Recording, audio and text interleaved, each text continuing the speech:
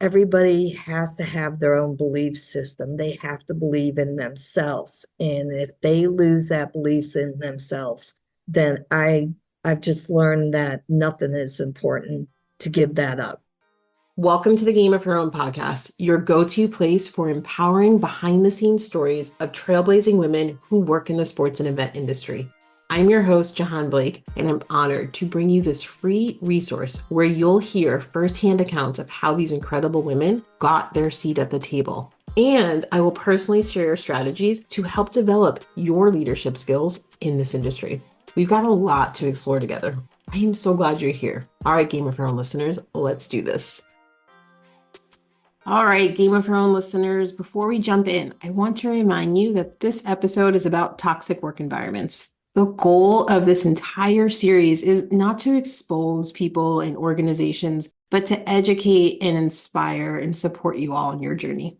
As a result, I will not reveal who the guest is. The guest will not use the name of organizations or people. They will simply share their journey in hopes of lighting the way for others in similar situations. So with that said, I'm excited to welcome our guest, my friend. Welcome to the Game of Her Own podcast. I'm so glad you're here. Thank you for having me. I'm excited to be a part of this and realize the importance of this and that my journey can hopefully help others. Yes. So as I understand it, from doing my homework, I know that you have over 20 years of experience in the sports industry. Did I get that right? Yes, you did. All right. So let's just jump right in. So can you talk about some of the things that contributed to working in a toxic work environment? It was not having support. It was being judged based on the person and or person's own self-doubts, and that my experience, my knowledge was almost to the point where persons and or persons felt threatened because I bring in, which I was hired for, a lot more experience. So that, along with not having their beliefs, not having their support, and allowing other people to go over my head to impart wrong attitudes, and to staff members not being held accountable for their toxic behavior. So being judged, no support, that's the first thing you said, which is so hard when you don't have support. And then someone else, it's their own self-doubts, and that is coming out and being taken out on you when you work for that person. Did I get that right? Correct. Yes. Did you have this moment of, it's me? Like, what am I doing wrong? Or did you immediately think, all right, this person is, got issues. This isn't about me. Oh, no, absolutely. I brought to, how am I not handling this? How am I not dealing with this? What am I projecting? How am I saying things? I totally started to take it personal, to think about, what could I do better? What is it that I'm doing that brings this out in the other person? So, of course, my self-doubts came in to a lot of this. There was days that I would leave in tears and totally upset, to almost to the point physically ill, because it was a daily thing, and it just was making it so hard because I pride myself on doing such a good job, and to have this many issues and my years of experience, never ever having to deal with this on this level, I just felt broken. I can only imagine. Can you talk about, I guess, right, we have to keep it high level in general, but can you talk about some of the things that were happening to you that made you, leave in tears, that made you feel broken? It was not only having to deal with leadership that didn't know how to be a leader, and also having to deal with the other half where there was staff members that were allowed to be bullies. So I was getting it from both sides and not wanting to hurt others in the department that I was responsible for. I would have to actually leave the building, and I would make calls to a friend who's known me for years, my husband when he was available, and I would just have to let the emotions out. They allowed me just to let everything out, not hold it in. And because I was getting it from all sides and I had no refuge other than that, that's what caused me to get to the point. I didn't know what to do. After one such incident, I actually walked out and I said something to a other person who ended up being a great source of support as well. And that person came out and talked me down, so to speak. And he understood being in a similar predicament. He was there as a support. And it was that safety valve with that particular person that allowed me to continue as long as I did, till it just got to the point, I was supposed to be part of this team. I was supposed to be part of this department. And everything I did was being contradicted to the point where they were saying I was almost a detriment to the department, even though everything I knew I was doing was correct. I knew what I was trying to teach, trying to empower staff members to do was correct. And I think that's what was ended up being a very frustrating part of this is I believed what I was doing, and I believed with my experience what I was doing correct, but being on a daily basis, pretty much being told I'm a detriment, I'm hurting, you're not part of this team.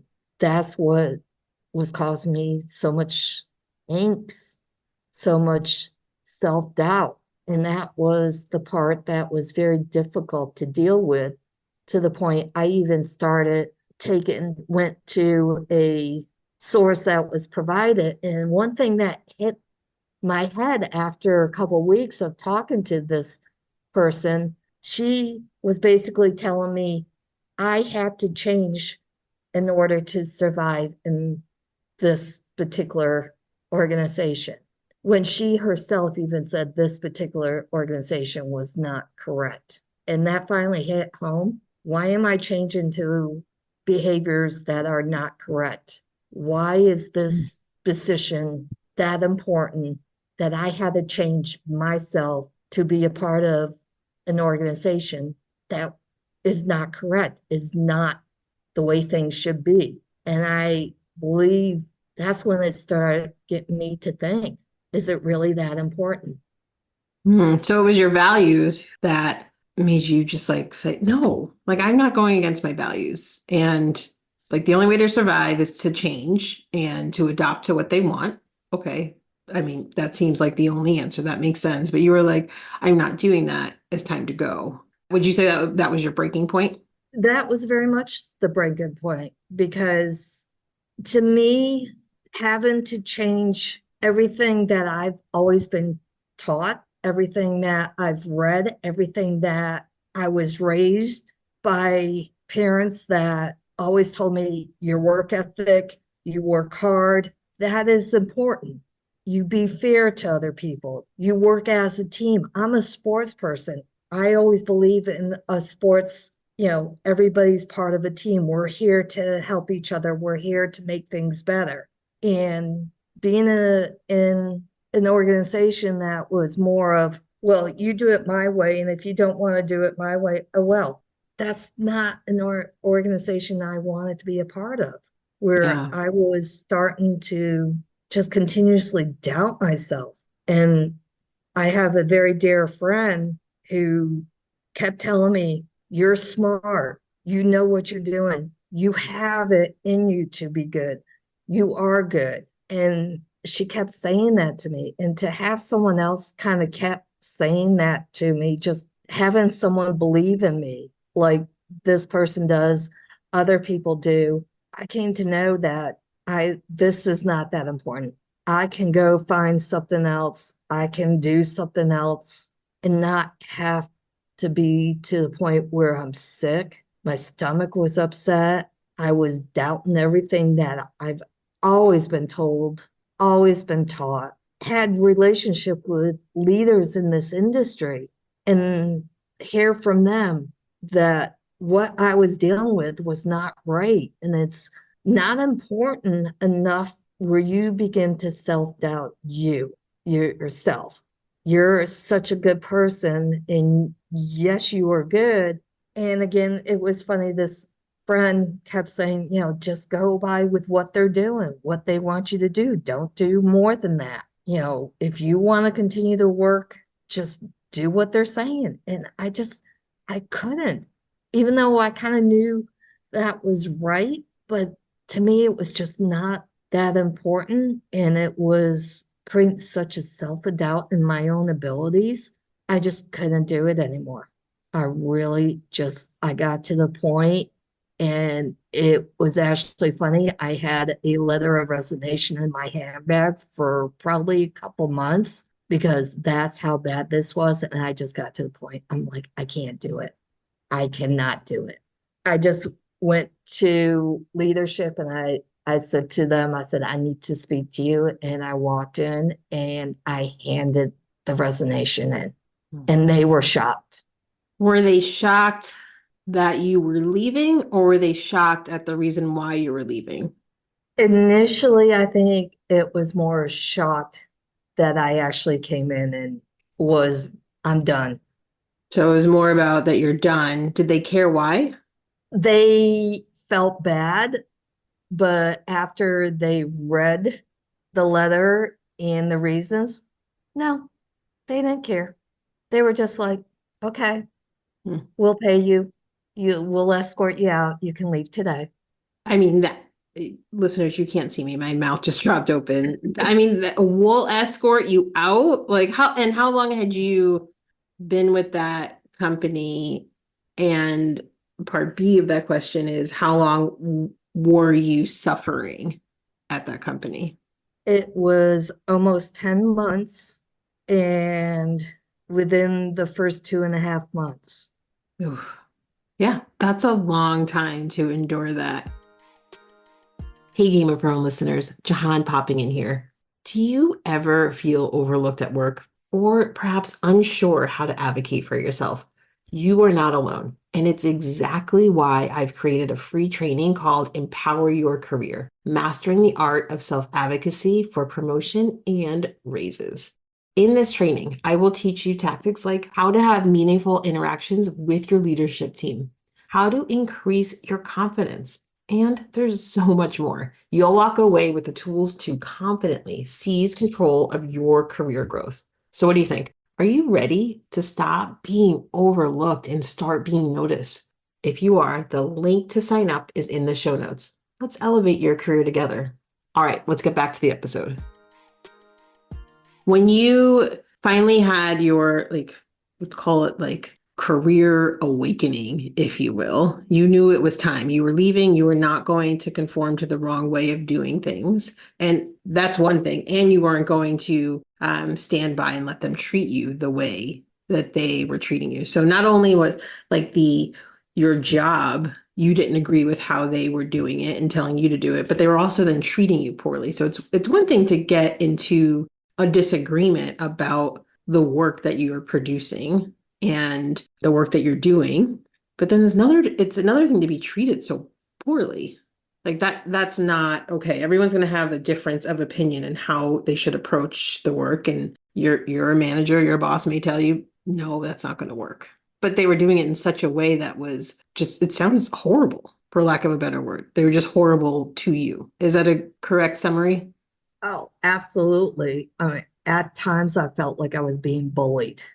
When you decided to leave and hand in that letter of resignation, were you doubting yourself that you were doing the right thing? Yes, I so much wanted to be a part of the industry that I was in that it was, oh my God, am I ever going to be a part of it? Is Am I going to be able to recover from this? And it was scary. It was very scary. But after a few days of, oh my God, oh my God, what am I going to do? How am I going to pay rent? How am I going to? I realized I was feeling so much better. Yeah. Mm-hmm.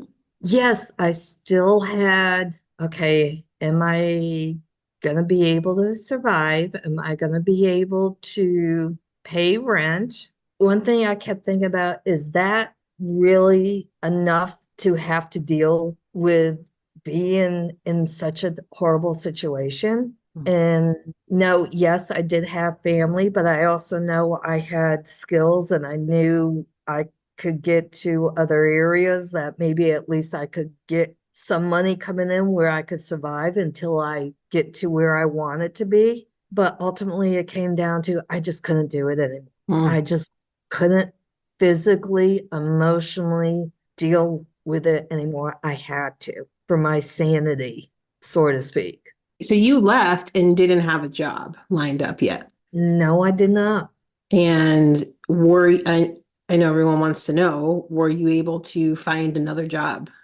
I initially got a offer from a company that I had worked with before. It wasn't exactly what I wanted to do for the rest of my career, but I knew I would enjoy it. I knew that it was something that it could be a buffer until I was able to get something, but it was actually luck, karma. I don't know what the correct word is, that after I accepted that one position, I actually got a call for another interview and doing what I actually have strived for, that I've trained for, that I've done, that has been a dream position for me. And I went through the interviews, and this kind of also told me one thing is within a week and a half after the interview, I was offered the position, which is in the same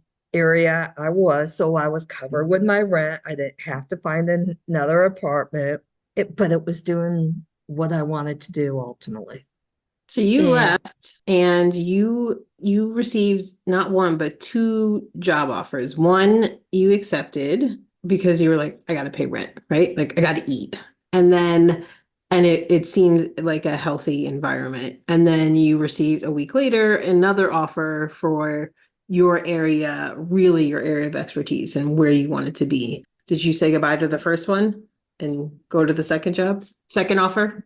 I actually contacted them. I told them everything, and they actually were willing to keep me on part-time to in order to help them out, which made me feel good. So they were actually validating who I was. They were validating that, oh, we know she's a good worker, we know she does a good job, she's going to be dependable. So that validation helped. And the fact, though, they were understanding that the second offer was more of what I wanted to do. And Wow. it's something I had been working for. Wow, that is incredible. So you said, okay, I got another offer. It's really what I want to do. I have to go. And they said to you, hang out with us part-time.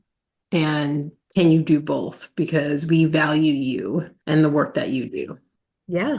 Woo, what a change. Like what a change. What a like night and day. I feel like this is an obvious question, but how did that help your self-esteem, your confidence, your self-doubt as you moved forward in your career? Oh, it to me, it was knowing people in a company, organization where I've had a relationship before and they valued me to the point they not only wanted me back, but were willing to allow me to grow more in where I wanted to be. I felt appreciated. I felt like, okay, I'm not so bad. It almost validated that where I had just left was even, it was more them than it was me. It was a poor situation to be in.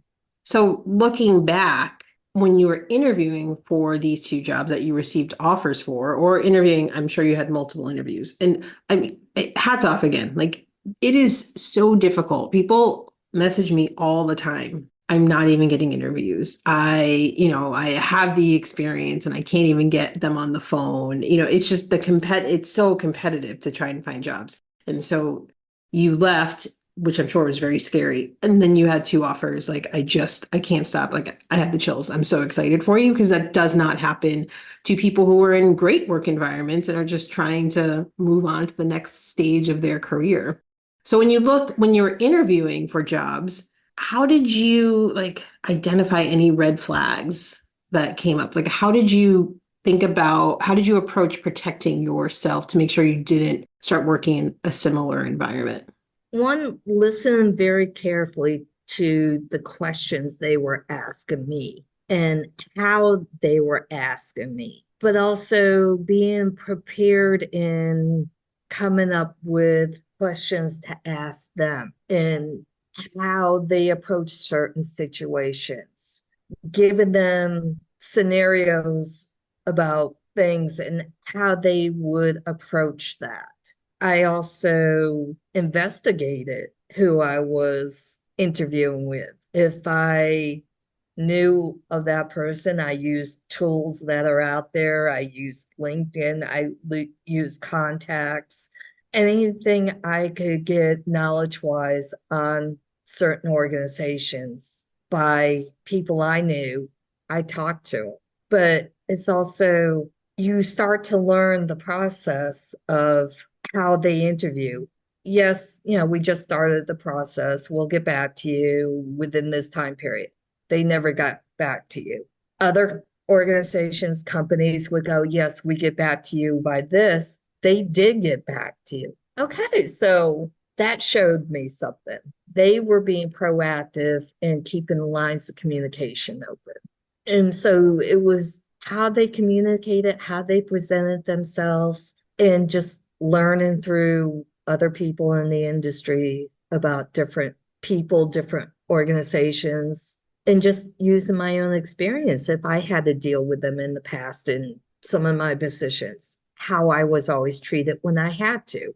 So I purposely chose certain areas, organizations, companies that I had a pretty good feel for to even reach out to. I wasn't at the state I was panicking, like I'm just going to interview with anybody. Yeah. Mm-hmm. I was trying to be very cautious because of what I had just gone through.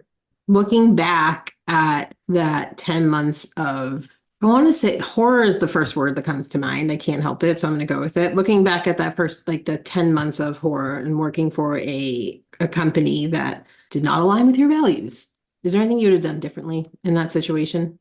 I would try to not allow them to get to me to the point where I was having an emotional outburst, that I was changing who I was and coming to the realization sooner than later of that's not right. This is not right. And nothing is so important where everything about who you are as a person changes because of that. Everybody has to have their own belief system. They have to believe in themselves. And if they lose that beliefs in themselves, then I've just learned that nothing is important to give that up. Is there anything else you want to share with those listening who might be working in a toxic work environment, feel stuck, feel trapped, going through something similar that you did? Is there anything else that you want to say? Maybe I haven't asked you the right question. A person has to decide for themselves that, is it really worth it? What is the benefit that you're going to get by staying in a situation? And yes, it's scary to leave something without having something else to go to. But think about it in that, is it that important where so much of your life is being affected by staying? And no matter how much you want to be in what you thought may be a dream job, what you thought would allow you to do things that you're very capable of, is the other hand that important to stay in that situation. And that's a decision, and it's a hard decision, but I ultimately was given the ability to make it for myself. Yes, I have friends that could have said, and I have family that could have said, get out, quit, we'll make sure you're okay. But they actually allowed me to come to that decision on my own, which I believe in, that is the most important thing, is I had to make that decision to get out of there. Yeah. And once you did, you were gone. You were ready to Oh, go. Here's my letter. I'm out. Okay. You don't care why I'm leaving. Doesn't matter. I don't have any, I don't need to be here. Thank you so much for sharing your story. you're quite welcome. And I hope that this story and what I went through gives other people strength to get in a situation where they're happy, because that's ultimately what you need to be as a person, happy. Game of Her Own listeners, if you have been in a similar situation and want to share your story, please, please, please reach out. Simply email me at jblake@jahaanblake.com. Don't forget, your story could help ensure that no woman feels she has to suffer alone while working in a toxic work environment. Until next week, my friends.